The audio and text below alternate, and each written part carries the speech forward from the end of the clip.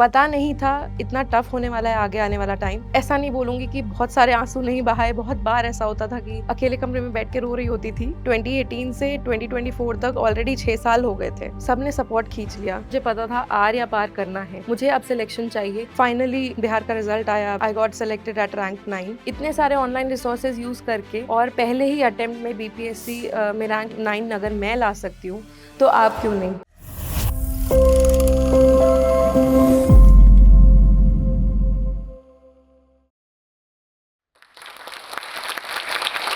नमस्कार, मेरा नाम उपासना है, उपासना शर्मा।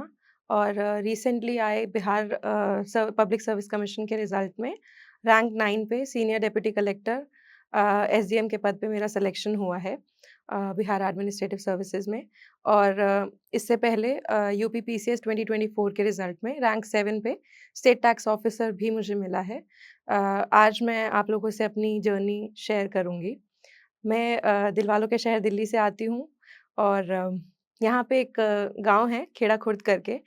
मैं खेड़ा खुर्द विलेज को बिलॉन्ग करती हूँ और मेरी सारी स्कूलिंग सब कुछ ही रोहिणी से हुआ। सचदेवा पब्लिक स्कूल रोहिणी से मैंने पढ़ाई की और उसके बाद ग्रेजुएशन मैंने दिल्ली यूनिवर्सिटी से इकोनॉमिक्स ऑनर्स में किया। अ, फिर मैं मास्टर्स करने के लिए पुणे गई, Gokhale institute of politics and economics Pune से, जहाँ मैंने इंटरनेशनल बिज़नेस इकोनॉमिक्स और फाइनेंस में मास्टर्स किया। वहाँ से 2018 में मैं आ गई थी, मिड ऑफ 2018। और तभी से मेरी प्रिपरेशन की जर्नी शुरू हुई। पता नहीं था इतना टफ होने वाला है आगे आने वाला टाइम, लेकिन हमेशा से एक ये ड्रीम था कि सिविल सर्विसेज़ में आना है।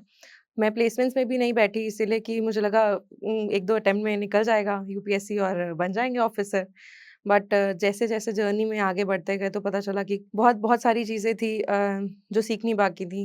बहुत सारा मेंटल एगनी, बहुत सारा एंग्ज़ायटी, बहुत सारा डिप्रेशन फ़ेस करने के बाद में, बहुत सारी चीज़ें समझने के बाद में आप उस जगह पे पहुँचते हो जहाँ आप कुछ अचीव कर पाते हो। 2018 में जब मैंने ये स्टार्ट किया तो सबसे पहले मैंने कोचिंग ली थी बाजीराव एंड रवि पे और कोचिंग के जस्ट बाद ही मैंने एक अटेम्प्ट दिया था। मैंने 2018 से पहले भी एक अटेम्प्ट दिया था।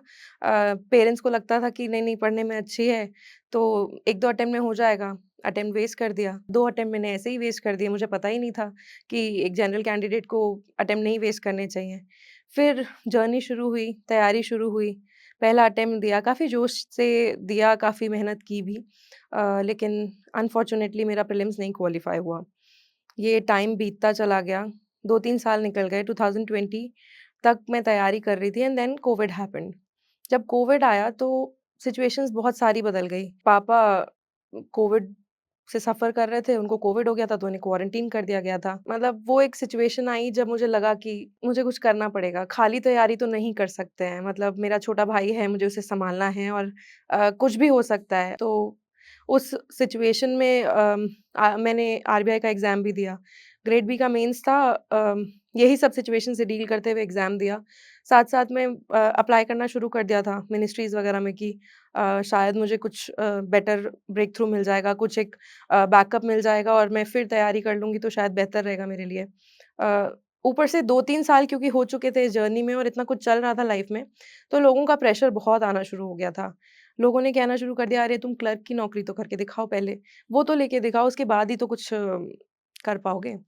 तो मतलब हर तरह से ना एक बहुत ही डिप्रेसिंग फ़ेज़ आया वो लाइफ़ में। तो लकीली मुझे सिलेक्शन मिल गई और मिनिस्ट्री ऑफ कॉमर्स में एज़ अ यंग प्रोफेशनल मैं सेलेक्ट हो गई और वहाँ मैंने जॉब करना शुरू किया। थोड़ा-सा सिचुएशन भी बेटर हो गई बट अनफॉर्च्यूनेटली क्योंकि मैं ये सब साथ में कर रही थी, जॉब भी कर रही थी, प्रिपेयर भी कर रही थी। साथ-साथ क्योंकि डर होता है लड़कियों को कि पढ़ाई नहीं करोगे तो घरवाले शादी करा देंगे, वो एक प्रेशर आने लगता है।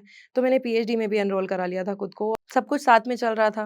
पीएचडी चल रही थी, जॉब चल रही थी, अ, साथ में तैयारी चल रही थी, तो बहुत ज़्यादा बर्डन मैंने अपने आप पे ले लिया था। इतना ज़्यादा बर्डन ले लिया कि सब कुछ मेरे बॉडी पे आने लगा और मैं इतना परेशान हो गई कि सारा स्ट्रेस लेवल्स जो थे वो कॉर्टिसोल इतना राइज़ कर गया कि सडनली इतना ज़्यादा वेट गेन कर लिया और उसकी वज़ह से मेरी डिस्क स्लिप हो गई। तो बैक इश्यूज़ इतने सीवियर हो गए कि बॉडी ने ही कह दिया कि अब तैयारी छोड़ दो।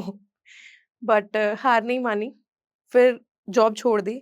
थोड़ा सिचुएशन बेटर हो गई घर पे तो लगा कि ठीक है, जॉब छोड़ देते हैं और तैयारी करते हैं। लकी थी कि पेरेंट्स ने उस समय सपोर्ट किया जॉब छोड़ना। उन्होंने बोला कोई बात नहीं, अपना एफर्ट दो और फिर तैयारी की। 24 का अटेम्प्ट देने का सोचा कि ठीक है, यूपीएससी का 2024 का अटेम्प्ट दूँगी और बहुत अच्छे से दूँगी कि सिलेक्शन रुके ही ना। पूरी मेहनत करी, मेंस की भी तैयारी पहले कर ली, सब कुछ कर लिया। बट जब रिज़ल्ट आया 2024 के जून-जुलाई में आई थिंक रिज़ल्ट आया था और आई वाज़ कंप्लीटली शैटर्ड।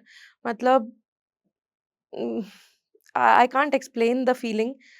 मैं इतनी हेडलेस थी, समझ नहीं आ रहा था कि आगे क्या करें, कैसे करें? सबने मम्मी-पापा भाई-दादी सबकी उम्मीदें एकदम से टूट गई और कुछ बचा नहीं था कि मतलब मैं कितना उनको प्रेशर करूँ कि ठीक है और 1 साल, ऑलरेडी इतना टाइम हो गया था। मतलब 2018 से 2024 तक ऑलरेडी 6 साल हो गए थे। सबने सपोर्ट खींच लिया और इतना ज़्यादा खींच लिया कि उन्होंने बोला बस छोड़ दो तैयारी, कुछ और करो और आगे बढ़ो।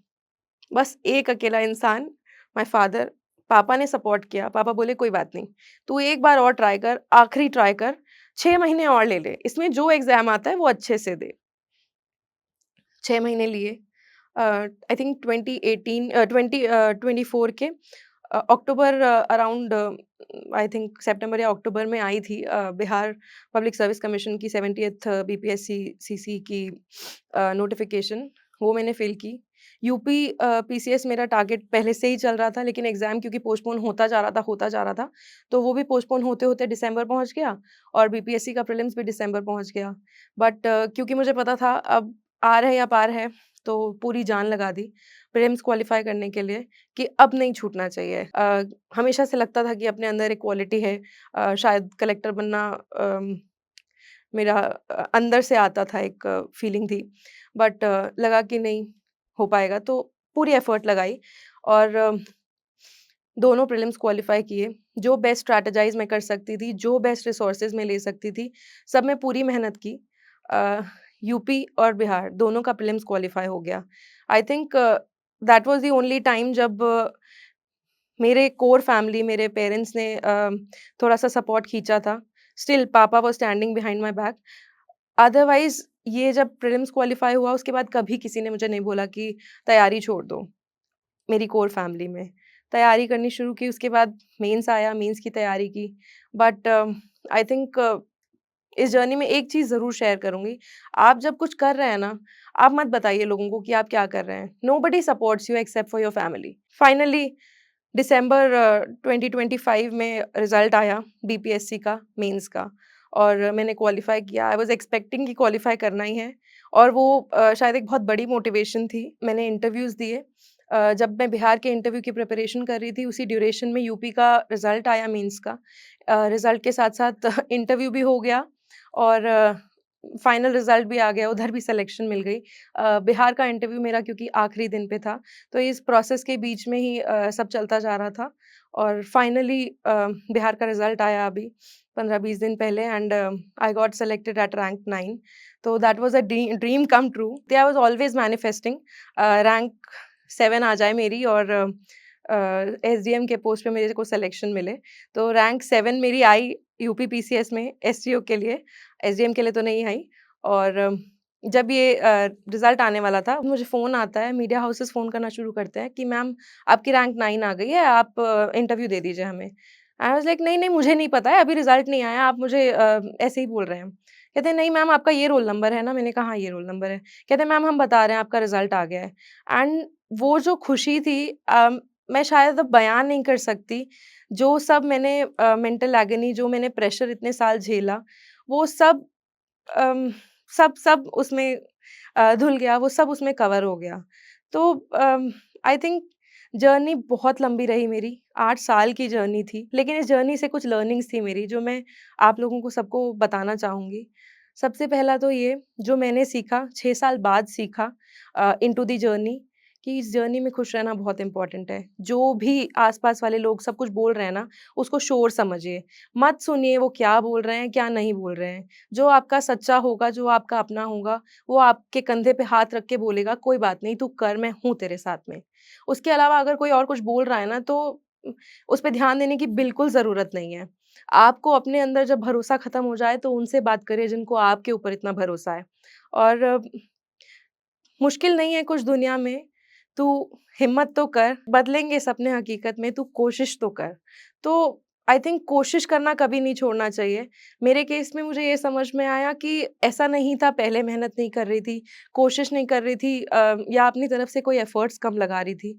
बट आई थिंक कभी-कभी समय की बात होती है, कभी-कभी आपको वहाँ तक कुछ चीज़ें सीखनी होती हैं जहाँ तक अ, यूनिवर्स चाहता है कि तुम सीखो और जब तक वो नहीं सीखते हो ना, तब तक लताड़ पड़ती रहती है, तब तक इम्प्रूवमेंट की नीड होती रहती है। कभी-कभी इट इज़ अबाउट टाइम अगर आप अपने ड्रीम के लिए रेज़ोल्यूट हैं, अगर आपने सोच लिया है, ठान लिया है ना, तो थोड़ा समय दीजिए। कई बारी बस सीखना बाकी होता है, कई बारी हम कुछ गलतियाँ कर रहे होते हैं जो हमें चेंज करने की ज़रूरत है, जो हमें इम्प्रूव करने की ज़रूरत है। अगर वो हम नहीं सुधारते हैं तो पीछे रह जाते हैं। इस जर्नी में बहुत बार ऐसा हुआ कि मैं बहुत ज़्यादा डिप्रेस्ड हो गई, बहुत ज़्यादा लो थी। बहुत बार ऐसे मोमेंट्स आए जब लगा कि अब नहीं हो पाएगा मुझसे, शायद खुद पे भरोसा करना छोड़ दिया था। बट तब मुझे याद आता था पापा का चेहरा और उनका एक ये वाला होता था कि तू कर लेगी। तो मैंने क्या किया ना मैंने एक चिट बनाई जिस पे मैंने लिखा कि if your father believes you this much why can't you yourself believe in you and वो मैंने अपने वॉल पे पेस्ट कर दी। रोज़ सुबह उठती थी और उसको देखती थी और एक सवाल मैं खुद से रोज़ पूछती थी कि आज जो मैं कर रही हूँ, क्या वो मेरे ड्रीम की तरफ मुझे लेके जा रहा है? क्या वो कंट्रीब्यूट करेगा, जो भी मैं एक्शन करने वाली हूँ? और कोई बात से जिससे मैं इम्पैक्टेड होती थी या जहाँ मुझे फ़र्क पड़ता था कि कोई और क्या बोल रहा है, वहाँ मैं सोचती थी कि क्या 10 मिनट बाद ये बात मुझे मैटर करेगी? क्या उनके कुछ बोल देने से कुछ हो जाएगा? ये सवाल बार-बार जब मैंने इन प्रैक्टिस ये लाना शुरू किया ना, ये 3 चीज़ें मैंने करनी शुरू की, आई थिंक मेरे लिए चीज़ें आसान हो गई और साथ-साथ में इस जर्नी में जब भी मैं परेशान होती थी, ऐसा नहीं है कि आप इस जर्नी में अकेले नहीं होते हो, बहुत बार ऐसी सिचुएशंस आती हैं, जो आप अपने पेरेंट्स से भी नहीं डिस्कस कर सकते हो। शायद वो भी नहीं समझ पाते हैं बहुत सारी बातें, बहुत सारी प्रॉब्लम्स जो आप फेस कर रहे होते हो। क्या ही बताओगे आप उनको कि क्यों फेल हो गए? वो खड़े होंगे, वो बोलेंगे कि हाँ बेटा कोई बात नहीं, सब ठीक हो जाएगा। लेकिन शायद जो आप फेस कर रहे होते हो, जो आप फ़ील कर रहे होते हो वो भी नहीं समझ सकते हैं। तो आई थिंक तब अपने आप को बहुत स्ट्रॉन्ग करने की ज़रूरत होती है। तो ऐसा नहीं बोलूँगी कि बहुत सारे आँसू नहीं बहाए, बहुत बार ऐसा होता था कि अकेले कमरे में बैठ के रो रही होती थी। इन फैक्ट रिज़ल्ट्स आने से पहले आई मेड श्योर कि मैं सबसे अलग रहूँ जब तक यूपी का रिज़ल्ट नहीं आया था। आई मेड श्योर कि मैं अकेले जाके यूपी का रिज़ल्ट देखूँ कि अगर बाय चांस नहीं आए तो मैं अकेले रो तो लूँ कम से कम। एंड फॉर्च्यूनेटली अच्छा रहा सब कुछ, तो वो नहीं फेस करना पड़ा।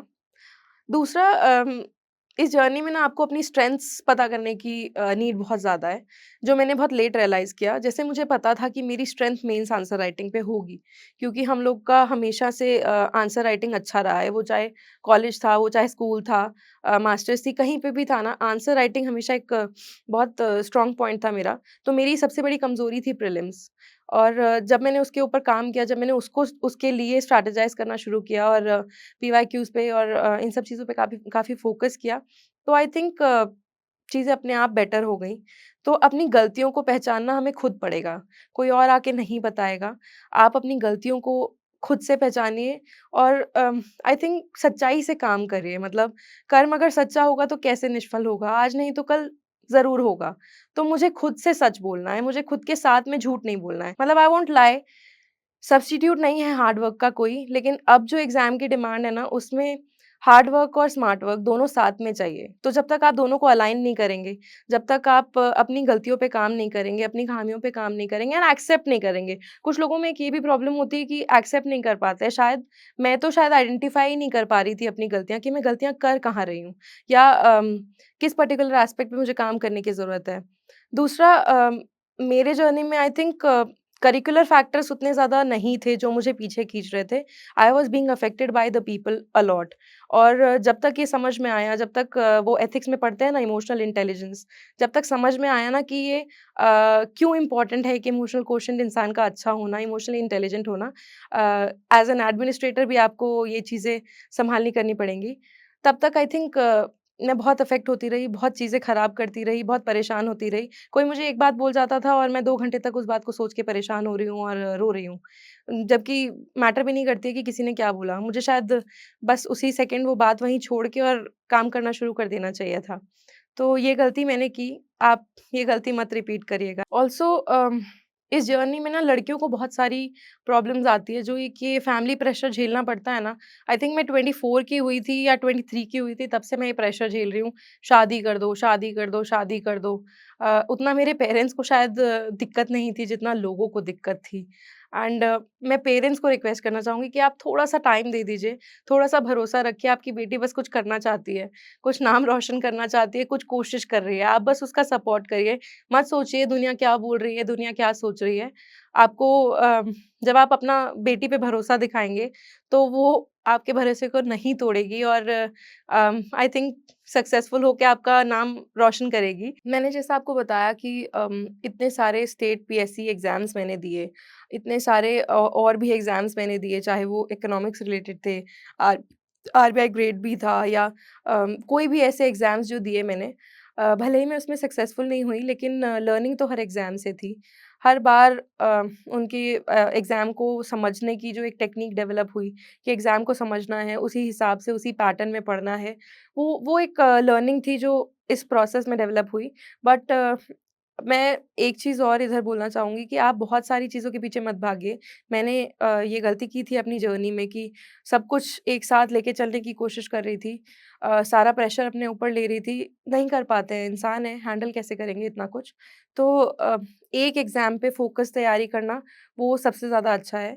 अम, ऑल्सो जब मेरे पास ऐसा टाइम आया कि मेरे पास कोई ऑप्शन नहीं था, मुझे सिलेक्शन लेनी ही थी, तो मैंने ये सोचा था कि यूपीएससी को पॉज़ करते हैं थोड़ा टाइम के लिए, लास्ट अटेम्प्ट ही बचा है, वो बाद में देंगे, पहले स्टेट पीएससीज़ पे ट्राई करते हैं और फिर जब मैंने स्टेट पीएससीज़ को और अच्छे से समझा और अच्छे से जाना, तो सबसे पहले मेरा काम यही था कि मैंने दोनों स्टेट्स को बहुत अच्छे से अंडरस्टैंड किया, उनके बारे में वीडियोज़ के थ्रू, लेक्चर्स के थ्रू समझा कि स्टेट एग्ज़ैक्टली है क्या, उसकी ज्योग्राफ़ी स्टेट की मैप, स्टेट का पॉलिटी ये सब समझ के दूसरा काम जो मैंने किया था वो था स्टेट के जो भी पीएससी के क्वेश्चंस होते थे पीवाईक्यूज़ होते थे, उनको मैंने समझने की कोशिश की। तो इससे मैं समझ पाई कि क्या मैं इस डायरेक्शन में मेहनत कर सकती हूँ कि नहीं? क्या मैं इस डायरेक्शन में पढ़ाई कर सकती हूँ कि नहीं?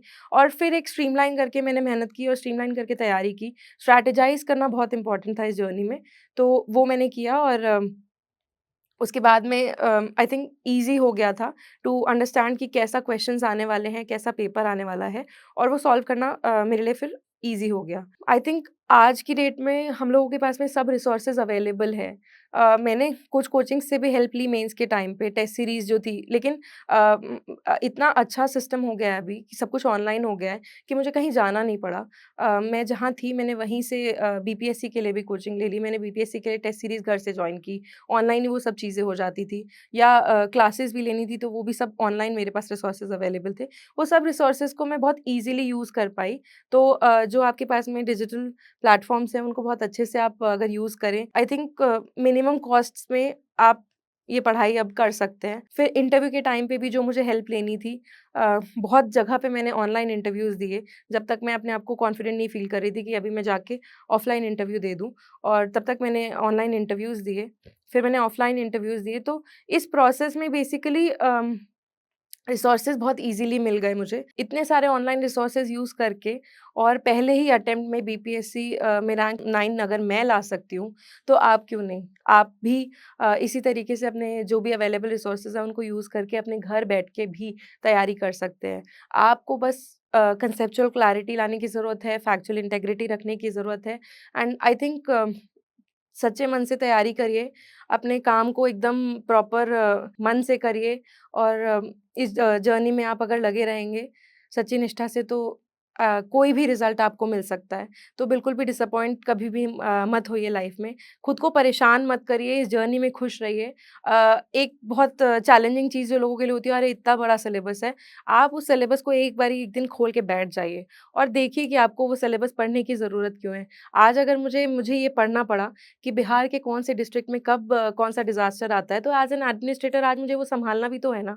मुझे पता होना चाहिए कि कब कहाँ पे फ्लड आएगा और उसके लिए मुझे क्या मेजर्स लेने चाहिए और मैं कैसे प्रिपेयर्ड रह सकती हूँ। तो सिलेबस को समझिए, सिलेबस को पहाड़ मत समझिए, हवा मत समझिए, सिलेबस से प्यार करना शुरू करिए। जब आप सिलेबस को एक्सेप्ट कर लेंगे, अडॉप्ट कर लेंगे अपने मन में, तो आई थिंक उसकी उसको समझना, उसको उसकी जर्नी बहुत ईज़ी हो जाएगी आपके लिए। और साथ-साथ में प्रैक्टिस का कोई आप ये सोचें कि उसके बिना चल जाएगा, उसका कोई और अल्टरनेट नहीं है, आपको लिखना पड़ेगा। अगर आपको एग्ज़ाम क्वालीफ़ाई करना है तो मेंस तो आपको बहुत-बहुत अच्छे से प्रिपेयर करना होगा। मैंने ये कंसिस्टेंटली फ़ॉलो किया है क्योंकि मेरे पास में जो मेरी सिचुएशन थी, मुझे पता था आर या पार करना है। मुझे अब सिलेक्शन चाहिए, अगर मैं सिलेक्शन लिए बिना घर वापस गई तो मैं खुद को फ़ेस नहीं कर पाऊँगी। मैंने हर हर किसी को जो भी मेरे को नेगेटिव एनर्जी जहाँ से भी मिलती थी, जहाँ से भी मुझे नेगेटिव डिमोटिवेशन मिलती थी या मुझे कोई भी पुल डाउन करने की कोशिश करता था, मैं कुछ समय के लिए मैंने सबको कट करना शुरू कर दिया था। मैंने सेल्फ़िश होना शुरू कर दिया था। अ, मुझे ये समझ में आया कि इस जर्नी में जब तक आपको सक्सेस ना मिल जाए, थोड़ा-सा तो सेल्फ़िश होना पड़ता है। और अगर आप सच्चे सच्चे मन से तैयारी कर रहे हैं तो अ, मुझे नहीं लगता there is any harm selfish होने में। तो आप सेल्फ़िश हो जाइए, बाकी सबकी बातें परवाह करना छोड़ दीजिए और अपने काम पे ध्यान दीजिए। मतलब आपको रोज़ रात में एक सुकून की नींद आनी चाहिए कि आज मैंने जो किया, वो मेरे को मेरे सपने की तरफ एक और कदम आगे ले गया। आपको एक सुकून होना चाहिए, आपको मन में शांति होनी चाहिए। जब तक मुझे मन में टिकटिकी लगी रहेगी, तब तक मैं खुद भी परेशान होंगी, अपने आस-पास भी परेशान करूँगी सबको और शायद जो मुझे फ़ोकस अपनी तैयारी में देना चाहिए, मैं वो नहीं कर पाऊँगी। तो आपको वो सब अवॉइड करना है। आप मैं अगर कर सकती हूँ, तो आप भी कर सकते हैं। टॉपर्स कुछ अलग नहीं खाते हैं, टॉपर्स कुछ अलग नहीं करते हैं, वो भी वही करते हैं। वो भी वैसे ही हैं, जैसे आप लोग हैं और इस जर्नी में खुद को खुद ही इंस्पायर करना पड़ता है। आप ये सोचेंगे कि मोटिवेशन बाहर से आएगी, कोई आके आपको कुछ बताएगा, कोई आपको आके सपोर्ट करेगा, ऐसा नहीं है, आपको खुद सपोर्ट करना पड़ता है खुद को। रोज़ खुद को खुद मोटिवेट करना पड़ता है, रोज़ सुबह उठ के there are gloomy days, there are sad days, there are good days also. एक दिन हो सकता है कि आप उठेंगे और आपको लगेगा कि आज इतने परेशान हैं कि आज हिम्मत नहीं हो रही है पढ़ने की। पर बस उस दिन आपको एक बार चेयर पे बैठना है और सोचना है कि चाहे मैं एक ही पन्ना पलटूँ पर मुझे पढ़ना है। वो आप 1 घंटा बैठिए, 2 घंटा बैठिए, जितना आपकी कैपेसिटी है बैठिए।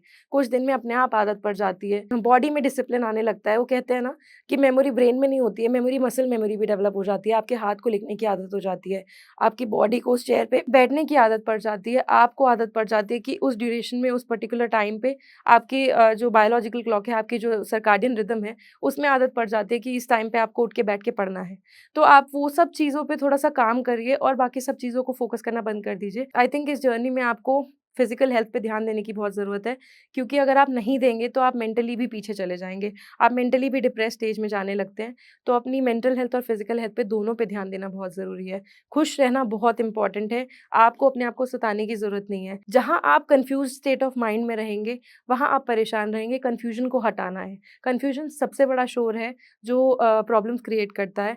दूसरा, डिसिप्लिन के बिना कुछ नहीं होने वाला है। डिसिप्लिन आपको रखना पड़ेगा, कंसिस्टेंसी आपको रखनी पड़ेगी। हो सकता है आप एक दिन 2 घंटा पढ़ें, हो सकता है आप एक दिन 8 घंटा पढ़ लें। कोई भी अगर ये कहता है ना कि हम दिन में 12-12 घंटे रोज़ पढ़ते थे, ऐसा ह्यूमनली पॉसिबल मेरे हिसाब से तो नहीं है, क्योंकि मैं खुद नहीं कर पाती थी। किसी दिन 2 घंटा होता था, किसी दिन 5 घंटा होता था, किसी दिन 8 घंटा होता था। तो मैं क्या करती थी, मैं 1 हफ्ते में एवरेज करती थी कि मुझे हफ्ते में 35 आवर्स टू 40 आवर्स पढ़ना है। अगर मेरा वो कंप्लीट हो रहा है, मेरे टारगेट्स कंप्लीट हो रहे हैं, अगर मैंने कोई टारगेट बनाया है, तो आई थिंक ये सोचने की ज़रूरत नहीं है कि हार्ड एंड फास्ट इसी तरीके से पढ़ना है। तो आप लोग भी इसी तरीके से अपनी जर्नी को कंटिन्यू कर सकते हैं। स्मार्टली, हार्डली दोनों काम करना पड़ेगा, there is no alternate to it. और खुद से बिल्कुल झूठ नहीं बोलना है जर्नी में। आप किसी से भी झूठ बोल सकते हैं, लेकिन शीशे में खुद को देख के खुद से झूठ कभी मत बोलिए। आप अपनी गलती को पहचानिए और अपनी गलतियों पे काम करिए। इस जर्नी में खुश रहिए, एन्जॉय करिए। अगर आपको थोड़ा बहुत टाइम ल लगता है तो अपने फ्रेंड्स के साथ बिताइए, बट इसका ये मतलब नहीं है कि आप डिसिप्लिन छोड़ देंगे, आप बाकी चीज़ें मेंटेन करना छोड़ देंगे। अपना जो भी आपके टारगेट्स हैं, उनको कंप्लीट करते हुए आप ये सब चीज़ें करिए। मतलब आई थिंक ये भी आपके टाइम टेबल में होना चाहिए कि हफ्ते में 1 या 2 दिन आप अपने फ्रेंड्स के साथ थोड़ा मिल रहे हैं, थोड़ा कोई मूवी देख रहे हैं या कुछ भी ऐसा जो आपको एंटरटेनिंग रखे या जो भी आपको मेंटली थोड़ा-सा रिलैक्स करे। क्योंकि मेंटल हेल्थ और फिज़िकल हेल्थ दोनों बहुत इम्पोर्टेंट है। दोनों पे आपको इस जर्नी में फ़ोकस करने की काफ़ी ज़्यादा ज़रूरत है। एंड मैं यहाँ पे जोश टॉक्स को थैंक यू बोलना चाहूँगी कि उन्होंने मुझे ये प्लेटफ़ॉर्म दिया। मैं अपनी जर्नी आप लोगों से शेयर कर पाई एंड आई होप अगर आप लोगों में से किसी एक की भी जर्नी में मेरा कुछ कंट्रीब्यूशन हो पाए, किसी को कोई मोटिवेशन मिल पाए तो I would be the happiest and thank you Josh talks Bihar also. BPSC exam की वजह से ही मैं यहाँ पे आ पाई।